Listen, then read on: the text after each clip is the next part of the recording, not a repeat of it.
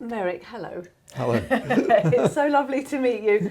We've corresponded over the years and sort of known about each other and our work, but I think this is the first time that we've actually met in person. We have. It is indeed, and that's great. So nice to be here. Yeah, and you too. Thank you ever so much for giving me this time and for travelling to come and meet me. That's great. Most of us watching this interview will have no idea what is involved in the life of an oceanographer. Could you give us a bit of an insight? Well, I think the first thing to say is I don't swim with whales and dolphins. Most people's idea of oceanography is from watching things like Blue Planet with David Attenborough, or if you're of my generation, probably Jacques Cousteau, similar types of programmes 40 years ago. I don't swim with whales and dolphins. I'm what's known as a physical oceanographer. That doesn't mean I work out.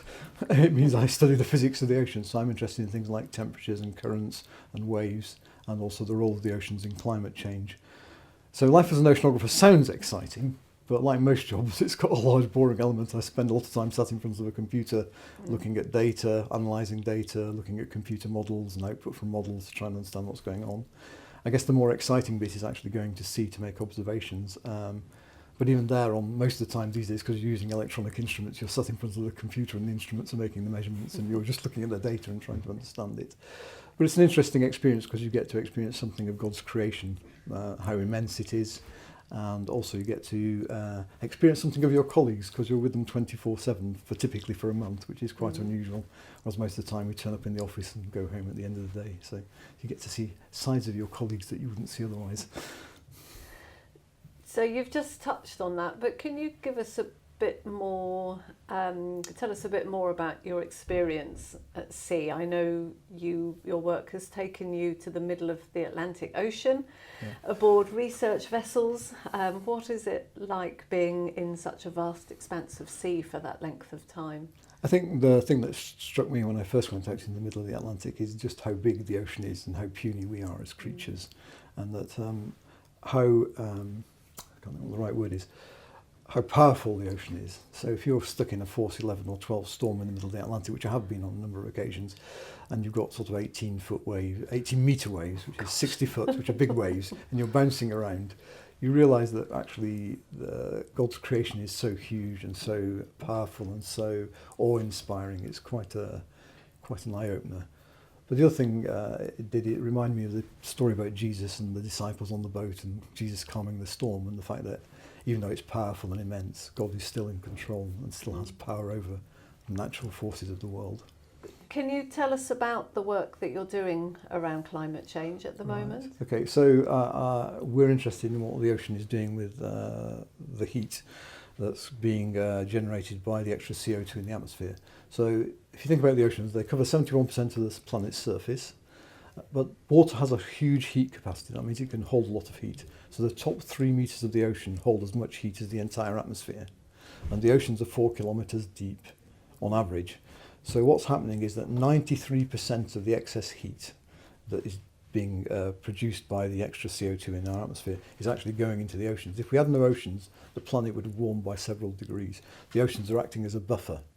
And of course, the oceans are moving that heat around, so as well as taking it in, they can give it out. So for example, in the North Atlantic, the reason we have a temperate winter climate is that the North Atlantic is giving up about a petawatt, which is a lot of heat. It's the equivalent of 30,000 times the output of all the UK power stations. Wow. And it's doing that continuously. So as the weather systems cross the Atlantic, they pick up the heat and moisture, and that's when we have our temperate climate. So trying to understand whether that system is going to change or slow down is important. And then of course there's the effect on the oceans of climate change. The most obvious one is heating of the water, which is happening, and that has consequences like coral bleaching. Corals are a complex symbiotic system, and for some reason which we don't fully understand, if they get too warm, they expel the symbionts and then they die and they become just white, because it's the plankton that are living in the corals that give them their colour. Corals are a really important part of our ecosystem because they're about 2% of the surface of the planet, but they're 25% of the ocean biodiversity, so they're huge places of biodiversity. Then other consequences are things like if you heat water, it expands, so sea level rise is happening just because we're heating the oceans. And that obviously affects a lot of people. For example, in Bangladesh, projected 1 metre sea level rise will displace 10 million people that's a lot of environmental refugees. I know there are some Pacific Island communities that are already planning to evacuate. For a Pacific Island community, it's probably less of a problem because there's probably tens of thousands of them. But 10 million people displaced is a lot of people to deal with, and the consequences of that are not good. And then I guess the other thing to say is we could get stronger hurricanes because hurricanes draw their energy from the ocean. So if you've got more heat in the ocean, more energy, as the hurricanes pass over the ocean and draw energy from the ocean, they could become stronger, and there's some evidence that that might be happening. So there are all sorts of consequences. And often the consequences are for the poor people in the world, not so much for us Westerners, but for people living in places like Bangladesh or somewhere out in the Philippines when the hurricanes hit and so on. But some would say, you know, the ocean's so big. What does it really matter what I do? What would you say to people watching this interview? What do you think are the key things that people can do to help in these areas? Okay, so obviously cutting down your use of fossil fuels, so I can talk about that in more detail, but I think the point I wanted to make was although we as a single person, or I as a single person, may not be making much of an impact, 7 billion of us are making an impact. In fact, this geological period is now being called the Anthropocene, anthropos being Greek for human. So it's basically the first geological period in which human effects are discernible in the geological record. So we, all 7 billion of us, are having an effect. Some of us more than others. Obviously those of us who use more fossil fuel have a bigger effect. And obviously since the Industrial Revolution that's been an increasing problem. And obviously as the rest of the world industrialises to try and catch up with the West, it continues to be a problem. Yeah. So for us as Christians, where do we come in? You wrote a book recently with Rebecca Watson called Blue Planet, Blue God. Right. Why that title? Okay, so the title was chosen because it's got a number of resonances. For example, well, there's obviously the resonance with the Blue Planet programme on television. As it happened, it got published at the same time as Blue Planet 2 came out, which was I don't know, either a God-given moment or a happy coincidence, depending on your theology. So that has one resonance.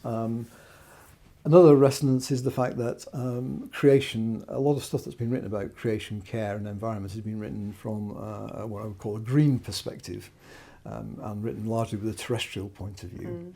And as an oceanographer, I'm very aware that 71% of the planet is ocean. So therefore, I wanted to do something to link what the Bible says about the sea with what's going on in the world. And Blue God is sort of, there's been books with title like Green God. I just thought Blue God was playing off that in the sense of saying, actually, there's a lot of the earth that's something God's created that's not part of the terrestrial environment, but very much part of the natural environment. And then, of course, Blue God has another resonance in the sense of, you know, if we're blue, we're sad. And I can't help feeling that God is to some degree sad about our treatment of his creation and things that we're doing to it, whether intentionally or unintentionally. Yeah, and these are things for all of us as Christians to be thinking about, aren't they?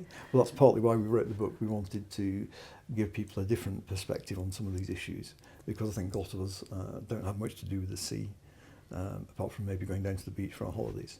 And yet the sea is a very important part of the whole ecosystem, the whole climate system, biodiversity, the whole range of things it's important for. I mean, even at the simple level, the plankton in the ocean produce lots of oxygen, just like plants on land. So they're all important to us, our existence on this planet. When we look at the Bible, what are some of the surprising teachings in the Bible about the ocean? I think the thing that surprised Rebecca and I most when we started writing was we thought it would be fairly straightforward to write this book, because we thought there can't be that much in the Bible about the ocean. I mean, the sort of standard view is the Hebrews weren't really that interested in the ocean, there wouldn't be much in it. But actually, when we started to write it took us a lot longer to write the book as a result, because we found we had to do a lot more research on the biblical aspects than we'd first thought. So I think some of the common misconceptions that exist, one common misconception is that the Bible views the sea in negative terms. Well, I don't think that's true. I think if you read carefully, you see that the Bible is quite positive about the sea in many aspects. So if you read the beginning of Genesis, for example, God creates or separates the waters from the land and calls it good. The sea creatures are there to multiply and teem and fill the oceans. That's good. So I think the Bible has a much more positive view of the sea than perhaps traditionally has been thought. So that was something that we felt came out of the book. Another thing that we felt was important that we reading the book was this whole issue of intrinsic v instrumental value of sea creatures. They aren't just there for our benefit so we can fish and eat them. They're there because God created them and they're valued in their own right. And I'm thinking about the frolicking whales and things.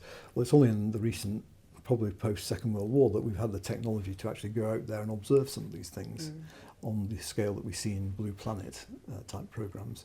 And that's all been going on for centuries, millennia, millions of years. This whole creation is part of what God made and is valuable in its own right, and we should treat it with respect. Yeah, so the oceans are infinitely precious and valued by God, and for all of us, we should be as concerned about the oceans as we are about the earth. Yeah.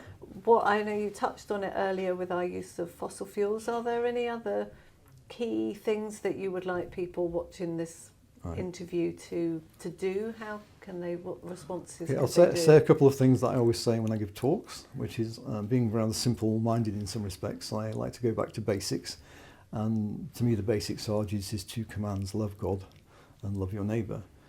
So if we're not looking after God's planet, it says the earth is the Lord's, it's his planet. If we're not looking after his planet, we're not really loving God. I think Christopher Wright says something along the lines of trashing someone's property is incompatible with any claim to love them. And we're trashing God's world, and if we as Christians love God, we need to do something about that. And the second one is love your neighbour. Well, in a global context, many of our neighbours, particularly the poorer ones, will suffer as a result, particularly because of us as Westerners, who are major users of fossil fuel, although other countries are catching up on that now. But traditionally that's where that's been done. So we need to think carefully about our attitudes as individuals, about how we behave, how we love our neighbours around the planet. In practical terms, I think the key thing to me practically is that you do something rather than nothing. I think a lot of people look at the climate change problem and say it's all too difficult. It's government needs to do something, or big corporations need to do something. My view is I'd rather be part of the solution than part of the problem. So, cutting down on the use of your car, eating less meat, walking and cycling. There's lots of things you can do. I could give you a whole list. I think the key thing is do something rather than nothing, and that will vary on your circumstances. So, what one person might do might not be what another person. So if you're a vegetarian, cutting down on meat is obviously not going to be particularly a good thing to do, but not using your car as much may be the right thing to do for you. There may be situations in which you need a car. We have an aged parent that we transport around. It'd be difficult to look after them without a car, although personally we could probably manage without a car, but difficult in looking after an aged parent who's in her 90s. Yeah. So there's decisions that you have to make on a personal level depending on your circumstance, but the thing to do is do something. Cut your use of fossil fuels, however that might be, whatever works in your circumstance. It's better to start with small and do something, and then you can do more as you graduate.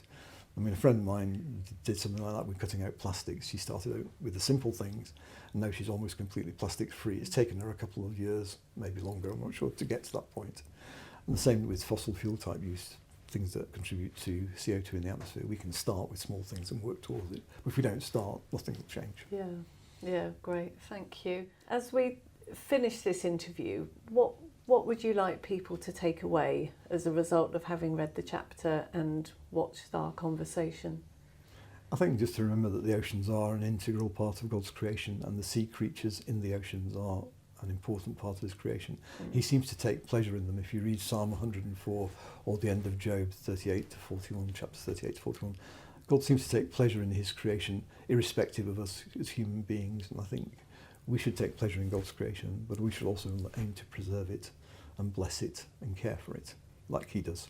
Yeah, lovely, lovely. Meric, thank you so much for Thank you. meeting with me again. Really nice to meet you after all this time. Great to meet you too. Thank you. My pleasure.